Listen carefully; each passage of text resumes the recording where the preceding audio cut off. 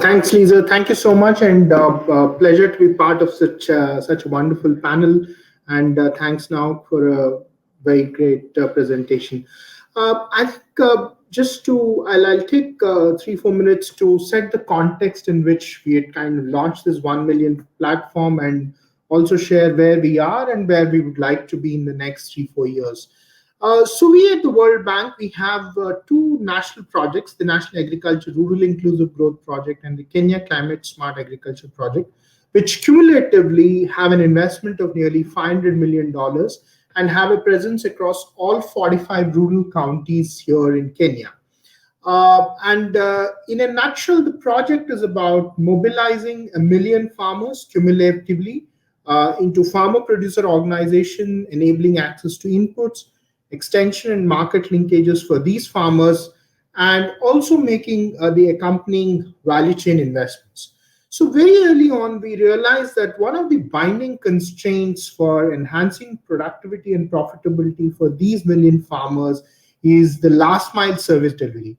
And it's to tackle this constraint that we launched a challenge in April 2019.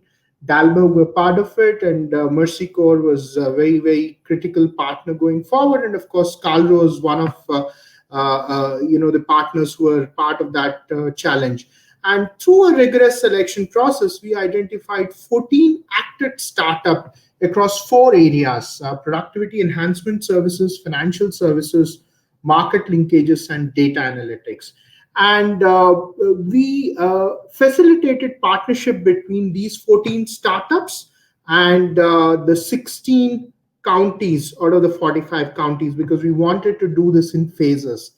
So as we speak, these 14 startups, in fact, there are three more startups which have become part of the platform, are working with the farmers who are part of these two bank investments, and are enabling access to a range of services for farmers.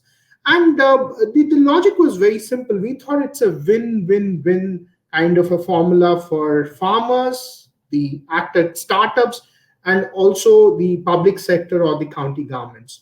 For the farmers, as I had mentioned before, last mile service delivery is a problem.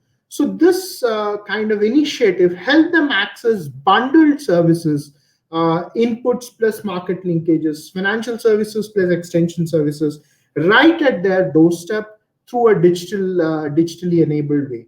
For the active startups, the biggest advantage was they were able to scale up without kind of investing heavily on farmer acquisition, because the farmer acquisition cost, or what we call the public good investment, was coming through the bank projects, whether it's mobilizing farmers, building their database, training these farmers, and all that. So that was coming in through the bank projects being implemented by the county governments.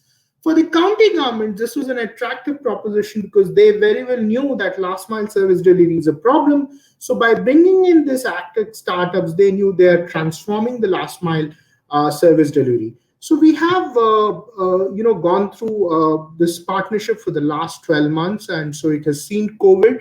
And in fact, I must say, during COVID times, we've seen that the county governments have realized that these active startups have an advantage because a lot of them actually continue to do business even without a face-to-face interaction.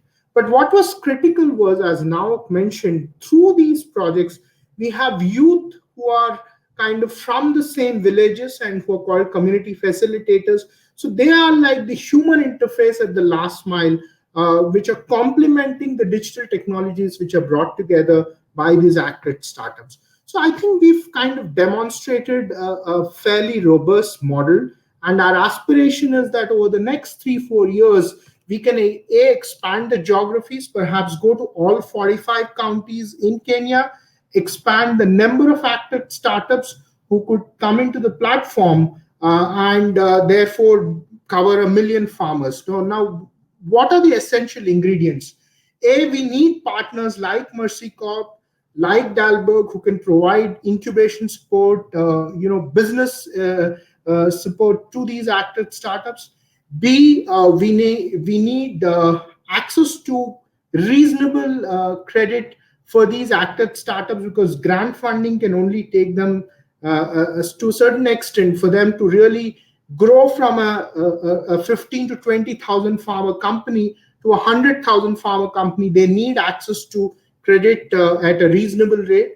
And lastly, we need a strong public sector which is willing to provide this authorizing environment, which is willing to put in the public good investment. And we need people like Boniface and Calro who can create this kind of an authorizing environment. So if we can have these three ingredients, we're confident that over the next 3-4 years, all the 1 million farmers who are part of the bank projects can actually access services by leveraging digital technologies.